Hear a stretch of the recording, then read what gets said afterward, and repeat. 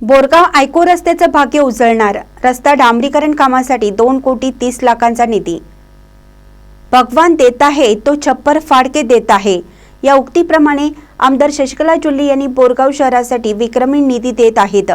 गेल्या 2 महिन्यात बोरगावसाठी पाठोपाठ सुमारे 24 कोटीहून अधिक निधी मंजूर केला असून सध्या बोरगाव सर्कल ते आयको रस्त्यासाठी 2,30,00,000 अनुदान मंजूर झालं आहे। या निधीतून बोरगाव आयको रस्त्याचे भाग्य उजळणार असल्याची माहिती विद्यमान नगरसेवक व हरसिद्धनाथ सहकारी साखर कारखान्याचे संचालक शरद जंगटे यांनी दिली। आज बोरगाव येथे आयोजित पत्रकार बैठकीत बोलताना ते म्हणाले, बोरगाव हे सीमा भागातील महत्त्वाचे गाव। बोरगाव सर्कल व्यापारी, शेतकरी, प्रवासी, विद्यार्थ्यांना प्रमुख केंद्र, जवळच्या महाराष्ट्र राज्याला जोडणारे प्रमुख सर्कल असल्यामुळे या ठिकाणी नेहमीच वाहनांची मोठी वर्दळ असते। वाहतूक वर्दळ संख्या लक्षात घेऊन आमदार शशिकला जोल्ले व माजी खासदार अण्णासाहेब जोल्ले यांनी राज्य व केंद्र शासनाकडून निधी मंजूर केला आहे। बोरगाव आयको रस्त्यावर कामगार, प्रवासी, विद्यार्थी, माल वाहतूक व अन्य वाहनांची मोठी वर्दळ असते।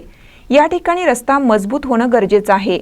हे लक्षात घेऊन आमदार शशिकला जोल्ले यांनी केंद्र शासनाच्या राखीव निधीतून 2,30,00,000 निधी मंजूर केला आहे।